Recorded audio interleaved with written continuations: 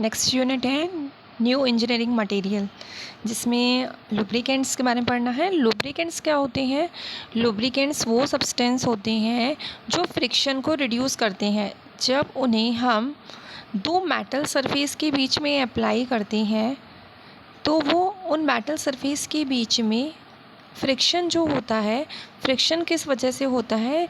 वो जो metal surface है वो एक दूसरे के अगेंस्ट मूव करती है, तब फ्रिक्शन क्रिएट होता है और फ्रिक्शन की वजह से वहाँ पे हीट जनरेट होती है।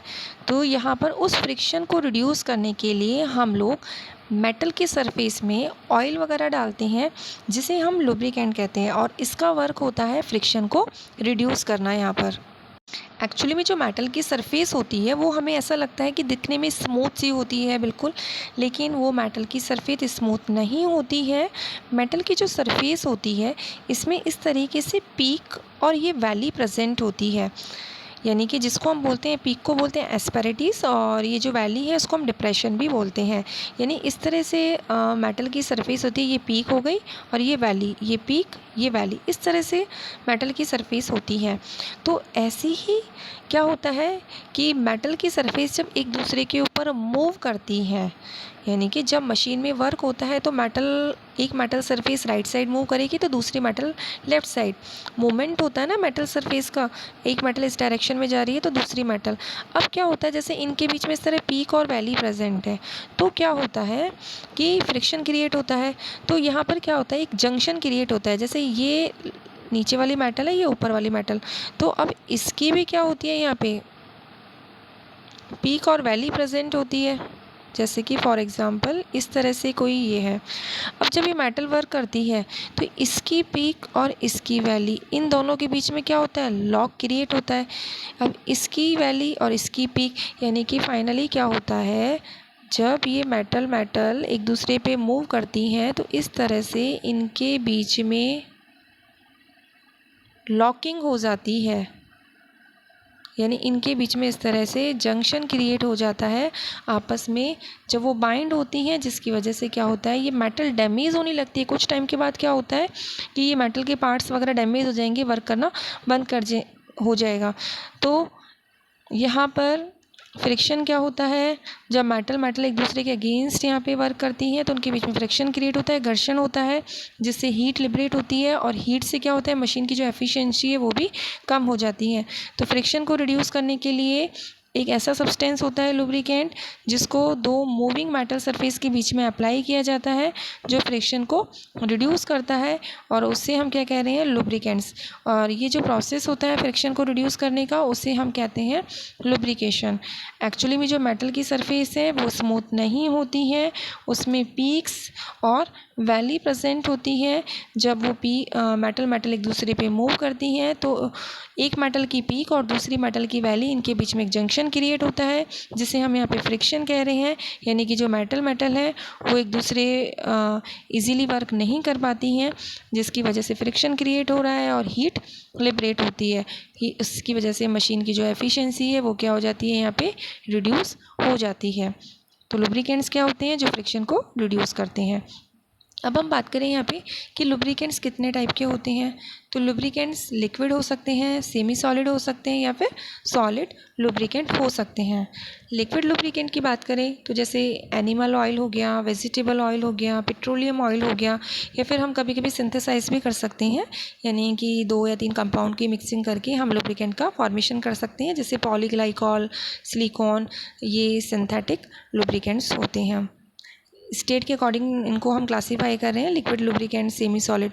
सेमी सॉलिड यानी कि यहाँ पर क्या होता है कि जो लिक्विड लुब्रिकेंट है उसमें हम ऐसा कुछ ऐड करते हैं कि वो थोड़ा सा थिक हो जाए, यानी कि सेमी सॉलिड सा बन जाए। तो उसमें हम जैसे कोई भी ऑयल वगैरह ले लेते हैं, उसके अंदर हम सोप वगैरह ऐड कर देते हैं, जिससे वो सेमी सॉलिड की फॉर्म में कन्वर्ट हो जाएगा, यानी कि ग्रीस का फॉर्मेशन। ग्रीस क्या है, सेमी सॉलिड लुब्रिकेंट। ऐसा हम क्यों कर रहे हैं, एक्चुअली क्या होता है, हर मशीन की कंडीशन डिफरेंट होती है। कहीं पर प्रेशर ज़्यादा होता है, कहीं पर टेम्परेचर ज़्यादा होता है, कहीं पे बहुत ज़्यादा हीट प्रोड्यूस्ड होती है, तो उसके अकॉर्डिंग लिक्विड को, लुब्रिकेंट्स को यूज़ किया जाता है। कहीं हम यूज़ करते हैं लिक्विड, कहीं सॉलिड यूज़ करते हैं, कहीं सेमी सॉलिड यूज़ करते हैं, तो वहाँ पे कंडीशन के अकॉर्डिंग यूज़ किया जाता है। और आगे टाइप्स ऑफ मैकेनिज्म पढ़ेंगे लुब्रिकेशन की, कि कहाँ पे कौन सा अप्लाई करना है, कितना प्रेशर, कैसे, नेक्स्ट टॉपिक के अंदर कवर करना है। नेक्स्ट हम बात करें सॉलिड लुब्रिकेंट्स की। तो जो सॉलिड लुब्रिकेंट्स होते हैं, ग्रेफाइट है, मॉलिब्डेनम डाइसल्फाइड है, बोरोन नाइट्राइड है, या फिर हमारा जो टेल्कम होता है पाउडर, वो भी लुब्रिकेंट्स का काम करता है। और सॉलिड लुब्रिकेंट को हम तब अप्लाई करते हैं जब बहुत ज़्यादा प्रेशर होता है, टेम्परेचर भी हाई होता है, उस सिचुएशन में हम सॉलिड लुब्रिकेंट को अप्लाई करते हैं। क्योंकि बहुत ज़्यादा टेम्परेचर प्रेशर होगा तो वो या तो वहाँ पे बाइंड ही नहीं हो पाएगा, स्टिक नहीं कर पाएगा, या फिर डिकम्पोज्ड हो जाएगा, वेपराइज्ड हो जाएगा। इन सभी सिचुएशन वाली कंडीशन में हम लोग सॉलिड लुब्रिकेंट्स को यूज़ कर सकते हैं। फॉर एग्जांपल जैसे हम लोग कैरम खेलते हैं, तो कैरम में हम क्या कर देते हैं, वहाँ पे टेल्क को डालते हैं, ताकि उससे क्या हो, जो स्ट्राइकर है वो इजीली वर्क कर सके।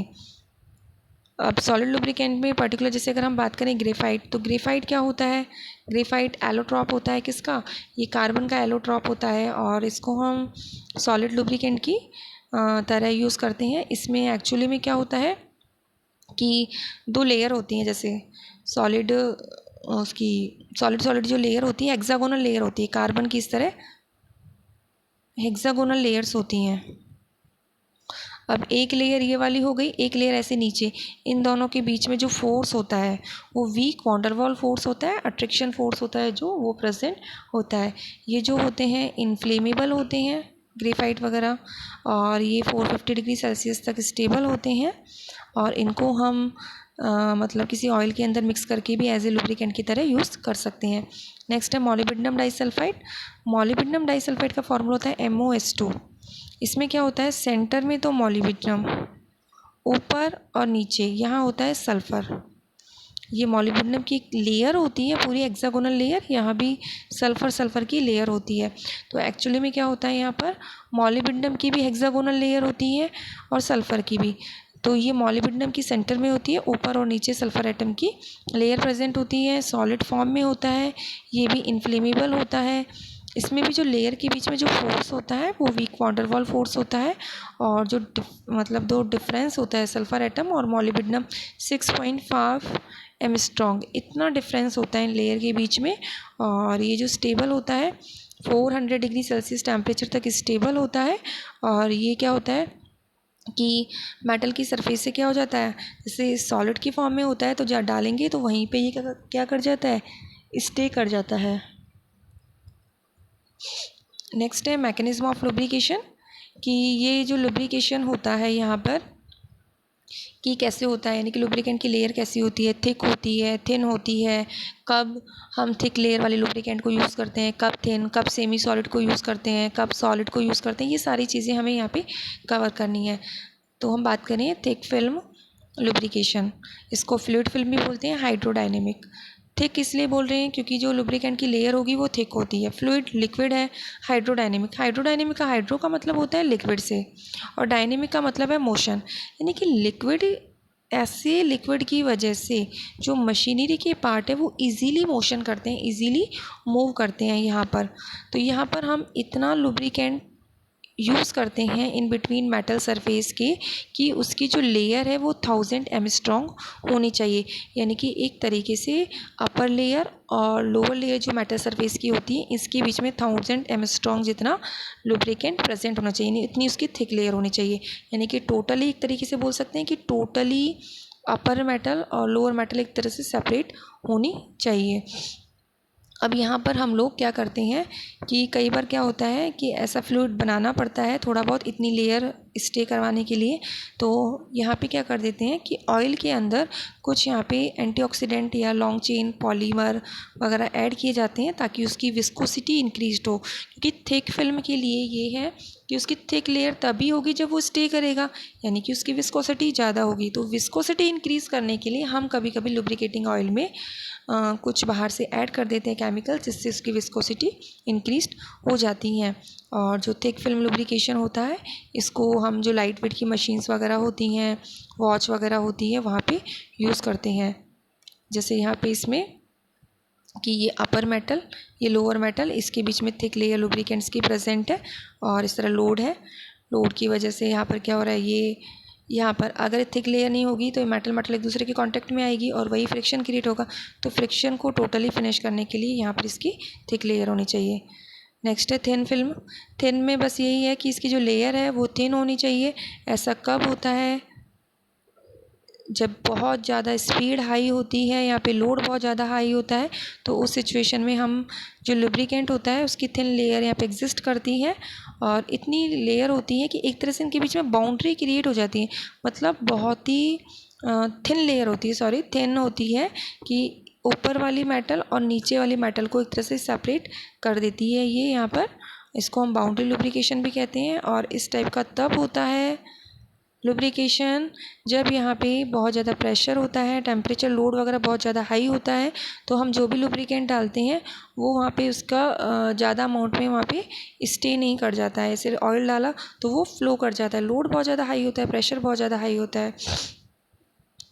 एक्सट्रीम प्रेशर लुब्रिकेशन, इसमें हम लोग क्या करते हैं कि जब बहुत ज़्यादा प्रेशर, टेम्परेचर, ये लुब्रिकेशन तब हम अप्लाई करते हैं कि जब प्रेशर, टेम्परेचर और स्पीड ये तीनों बहुत ज़्यादा हाई होते हैं।